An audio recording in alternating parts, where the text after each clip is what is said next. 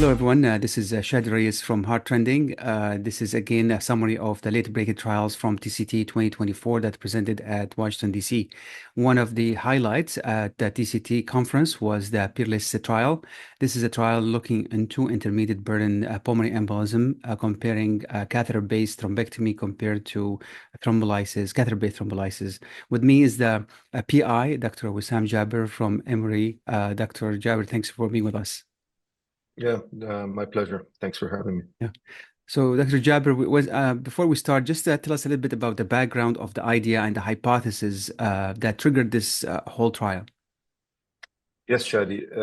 The acute PE treatment has been a big issue in the last many years because the only options we have were anticoagulation and systemic lytics. And systemic lytics, as you know, can be messy in terms of lack of data on improved mortality and increased risk of bleeding, intracranial bleed. So there has been a big quest for new therapy, catheter-directed therapy. And initially, many years ago, we started with catheter-directed lytics, but then with time, we realized that we could get these clots easier, faster with catheter thrombectomy, and large bore mechanical thrombectomy started several years ago. And there has been proponents of this or that. And the idea behind PEERLESS was to see which treatment is better. And that in light of, at the same time, other trials starting, looking at interventional therapy versus anticoagulation. So both questions are important, and PEERLESS was trying to answer the question, is catheter-directed thrombectomy better than catheter-directed lytics? Yeah, that's perfect. And so what is the inclusion criteria, or what is the definition of intermediate burden pulmonary embolism, just for the audience to understand? Yeah, so intermediate risk pulmonary embolism is one where you have blood pressure that's above 90, but you have evidence of right ventricular strain, so RV enlargement on CT scan or by echocardiogram. But in addition, in the PEERLESS trial, we wanted to include the patients that we usually treat, so they have to have an additional risk factor, usually high troponin. But there are other things that we included that portray high risk on the patients, including severe tachycardia or tachypnea, syncope, things like that, that increase the risk of the patient. So these are the patient population, and we excluded the patients that have chronic PE and those that have clots in transit. So the usual patients that we usually call intermediate high risk patients, and we take to the cath lab. Yeah. And let's walk through the intervention that was done. You randomized them to two different techniques. Yeah, so this was a randomized controlled trial of 550 patients that had no absolute contraindication to lytics, and were randomized 1-to-1 to catheter-directed lytics according to local standards, and on one arm, and the other arm is FlowTriever thrombectomy, and the outcome was up to 30 days. Okay. So these patients randomized either to one therapy, which is thrombolysis versus thrombectomy. This is investigator-initiated, or this is a sponsored trial? No, so this was sponsored by Emory, the makers of the FlowTriever catheter. But right. Just roughly, how sick were this population, just on top of your head, in terms of the people who were included? Yeah, so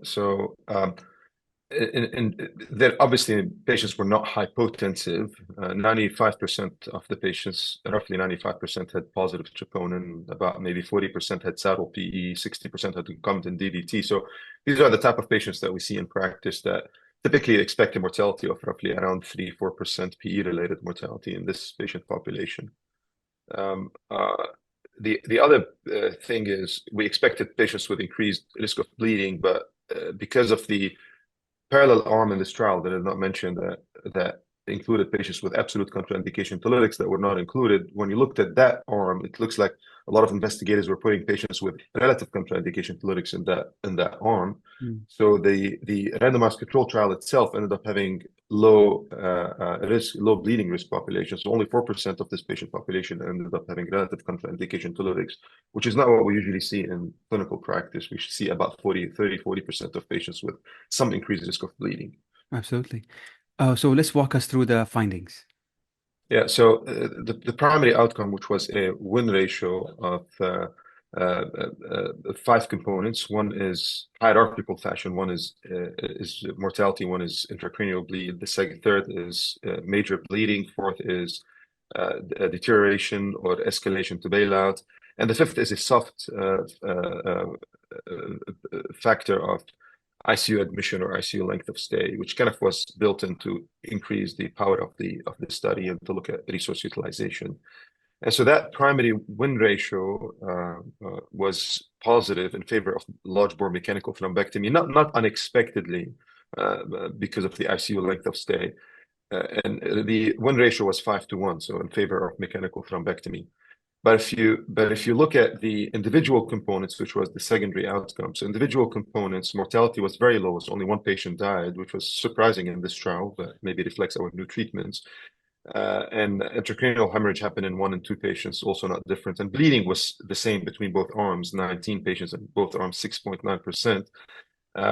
But if you look at deterioration or escalation of care, it happened significantly more often in the catheter-directed lytics versus the catheter thrombectomy arm. It was, and a lot of these events happened in the catheter-directed lytic arm happened after the intervention versus with mechanical thrombectomy happened just the few events that happened during the intervention and resolved afterwards. So they seem to be also more severe in the catalytic arm. So this is where the big difference was in this trial. The other things that we saw is a less ICU length of stay, obviously, which is built in, right? Because we usually put the catheter-directed lytics in the ICU.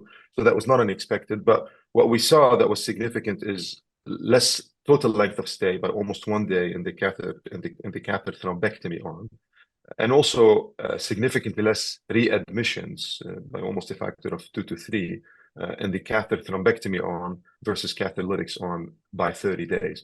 But at 30 days, the outcome was about the same.